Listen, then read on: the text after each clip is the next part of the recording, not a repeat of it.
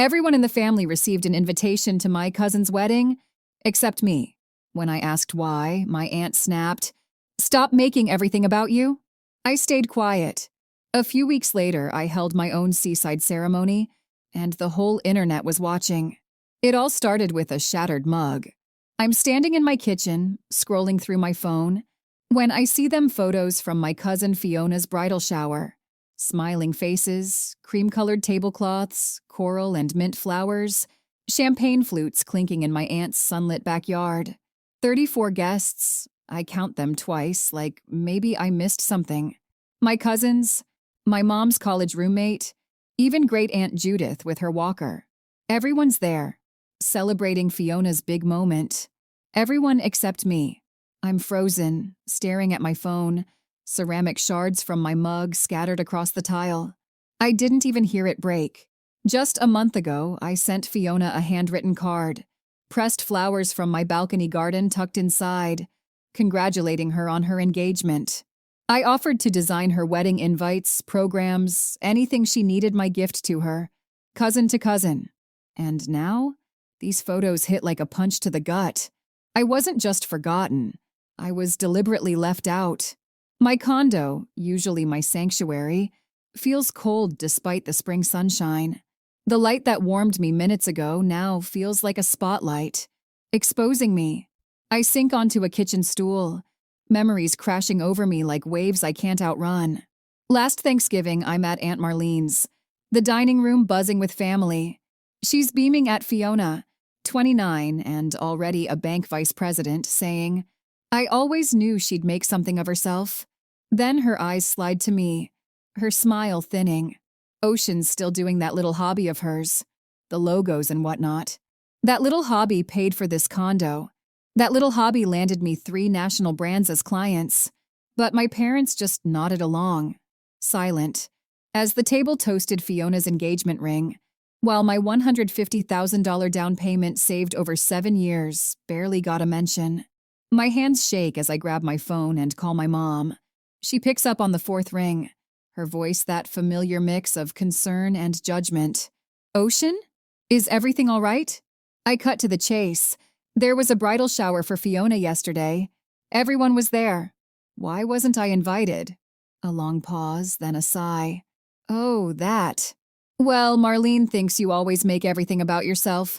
Fiona deserves her special day." The words hit like a slap. Me? Making it about myself? When have I ever? "Please don't start, Ocean." She cuts me off. "This is exactly what we wanted to avoid. Your cousin deserves to be celebrated without drama." Drama, that's what they think of me. I stand up, realizing my shoulders have been hunched, my body instinctively shrinking. "So I'm drama now?" I ask, my voice steady despite the storm inside. "It's not personal," she says. Like that fixes everything. But it is personal. It's deliberate, planned, discussed. I hang up and dial Aunt Marlene before I can second-guess myself. Her voice is clipped, impatient. "Why wasn't I invited?" I ask. Another pause, then, "I was wondering when you'd call. You shouldn't be there. Fiona deserves a day that's just hers. As if my presence would steal her light. As if I'm a shadow to her spotlight. I'm her only cousin," I say, but the words feel hollow. "We've all discussed this," Marlene says, her tone hardening. "The wedding plans, too. I suggest you don't make this bigger than it needs to be. The threat's clear. Push back and I might lose what little family connection I have left." I hang up, staring out my kitchen window at Portland's skyline. A cardinal lands on my balcony, its red feathers bright against the gray spring sky. It watches me for a moment, then flies off, and I wonder what it's like to be that free. The next day, my phone pings while I'm sketching logos for a client. A group text from Aunt Marlene. "Remember to bring Fiona's wedding flowers on Saturday. Good thing we didn't invite Ocean less drama." My pencil freezes. The room tilts. I screenshot it before it's deleted. The soft whoosh sound confirming it's gone, but not before I saw Fiona, Marlene, and my mom were all in the chat. My own mother. I drive to my parents' suburban house the next morning, that screenshot burning in my pocket like a loaded gun. Mom answers the door, dirt smudged on her cheek from gardening. Ocean? What a surprise. She's all smiles, offering tea, but I stay standing in the living room, noticing the family photos on the mantel, Fiona front and center, me half hidden or mid-blink. I got an interesting message yesterday, I say, showing her the screenshot. Her face doesn't show surprise, just resignation. We all agreed it would be easier this way, she says, smoothing her pants. Fiona deserves a beautiful wedding without complications. Complications? I repeat. You mean me? She sighs, that tone she uses when I'm being difficult. Perhaps you should make other plans that weekend in May. I laugh, bitter. While Fiona gets married at the Grand Lake Hotel, that $95,000 wedding where every distant relative is invited except me? Her eyebrows lift. How did you know the venue?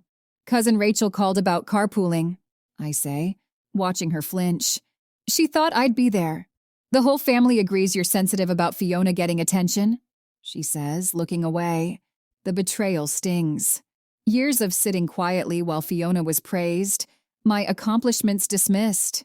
You're trying to erase me from the family narrative, I say, the truth crystallizing. She protests, but her eyes won't meet mine. I leave, driving aimlessly, 3 client deadlines slipping past as I sit paralyzed in my condo, waiting for someone to say this was a mistake. No one does. My friend Isla shows up that evening with Thai food and wine, listening as I spill everything. That's textbook emotional manipulation, she says, refilling my glass. They're gaslighting you into thinking you're the problem when they're the ones excluding you. Her words are like water after a drought. Marlene and your mom are tag-teaming to control the narrative, she adds. Classic toxic family dynamics. Alone on my balcony later, city lights flickering below, I watch that cardinal return, wondering if I should crash Fiona's wedding to confront them or walk away and build something new. The family I've known my whole life is slipping away, but are they worth fighting for? Fiona's engagement photos hit my Instagram at 8:17 a.m. one Tuesday. Her radiant smile and her fiancé's practiced adoration framed by autumn leaves. The caption cuts deep, celebrating our journey with those who truly support us. Then my phone buzzes cousins I barely know, accusing me of causing drama, saying family should support each other. I set my phone down, hands trembling. They're rewriting history, claiming I declined an invite I never got. That evening, my grandmother calls, her voice heavy with disappointment. Ocean, I never thought you'd refuse to support your cousin. I nearly dropped the plate I'm washing. Grandma, I wasn't invited. That's not what Marlene told me, she says, certain. She said you couldn't put aside your jealousy. The family story about me is taking shape without my input. Isla tells me Marlene's been spreading tearful tales of my jealousy issues. Then Barton Media cancels my spring campaign contract. We've heard you can be difficult, their email says. Westerly Home Goods pulls out too, costing me $27,000. I trace the connections. Barton's marketing director plays tennis with my uncle. Westerly's owner goes to Marlene's church. Sleep vanishes. I redesign my portfolio website at 3 a.m., each pixel a small act of defiance. I stop going to my favorite coffee shop because Marlene's bridge club meets there. I drive 15 minutes to a different grocery store to avoid my mom's friend. Social media becomes a minefield, each notification spiking my pulse. I start documenting every family interaction in a journal, dates, words, witnesses like evidence for a trial I don't know I'm preparing for. Then an anonymous text. Some people aren't stable enough for formal events. Your absence is a kindness. It's Marlene's cruelty, thinly veiled. My phone slips onto the couch as something inside me breaks. Then Isla's voice comes through the door. I know you're in there, Ocean. I brought Thai food and wedding magazines. She pushes past with a paper bag and glossy magazines, her camera bag slung over her shoulder. Let's plan something worth celebrating, she says. A day about joy, not appearances. My mom's car pulls into my visitor parking as I lie about a client call. She enters without waiting, her eyes scanning my condo like she's looking for proof I'm unhinged. This has gone far enough, she says, sitting primly. The wedding invitations are printed. Let this go.